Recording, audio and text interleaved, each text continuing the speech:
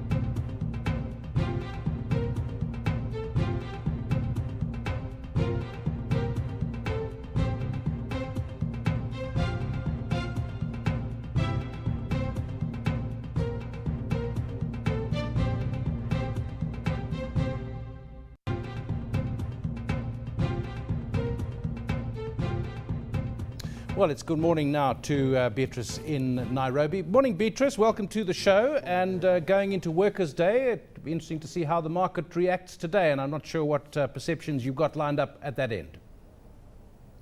We are going to be looking at Safaricom, which is one of the counters that has elicited a lot of excitement. Yesterday, it touched a new 12-month high. And to discuss some of those things, we have the market watcher with us, Geoffrey Maina. So he will be discussing with us to look at some of the things that are happening in the market today. Yeah, thank you, Beatrice.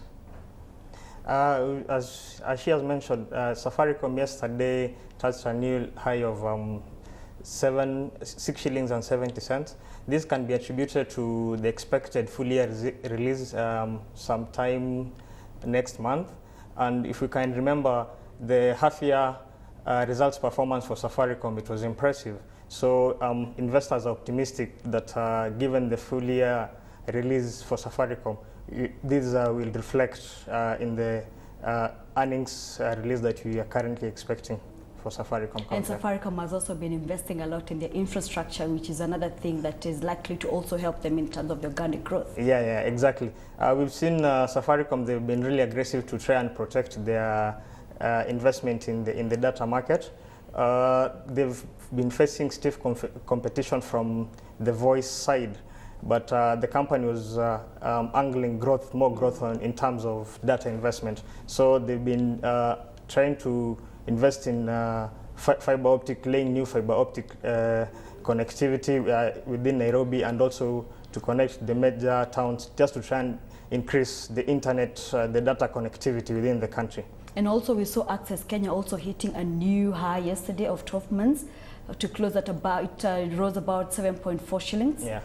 Percent, sorry. Yeah. And now we are likely to also, is that performance that we're likely to see going ahead?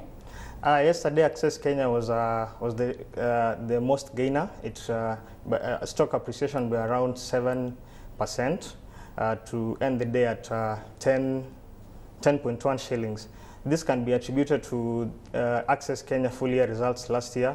They had a steady performance last year. Even their corporate client base, it increased. So the company has been really aggressive on organic growth as a whole. And going forward, there are new opportunities coming up with the devolution of government to county areas. So the company is trying also to leverage on that, just to have new investment in the in the major towns in Kenya to increase their data connectivity, given that now we are moving to a more devolved system of government. We've been speaking a lot about banks because they're just about to release their first quarter results for this year. Yeah. And there's a lot of excitement that when it comes to the top tier banks, we're talking about Equity Bank, which is one of the biggest in the country in terms of depositors, and Kenya Commercial Bank, which is another big one in terms of assets. Where do you see we are likely to have some very good performance that will actually excite the investors? Because of right now banks are in the process of doing their first quarter earnings release for this year.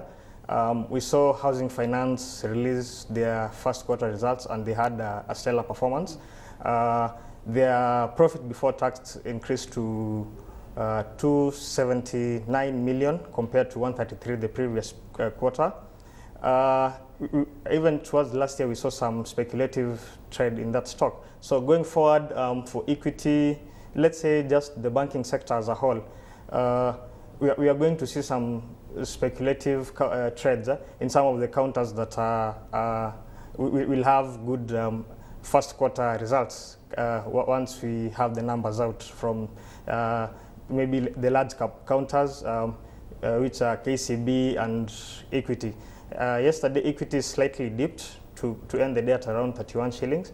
But given that if their first quarter results will be impressive, we'll see some speculative trading in that counter, given that it's one of the liquid counters in the market. We have Jubilee Insurance announcing their full year results later today. Yeah. How do you expect them to perform and how do you see investors taking up the news? For Jubilee, what's going to angle their investor appetite, it's how the whole results will be. If the company is going to have a positive results, we are going to see some excitement from the investor side. We've seen the share price, it has stagnated for a while at the 260 mark, but if their earnings release is going to be positive, we are going to see some investor activity in Jubilee counter.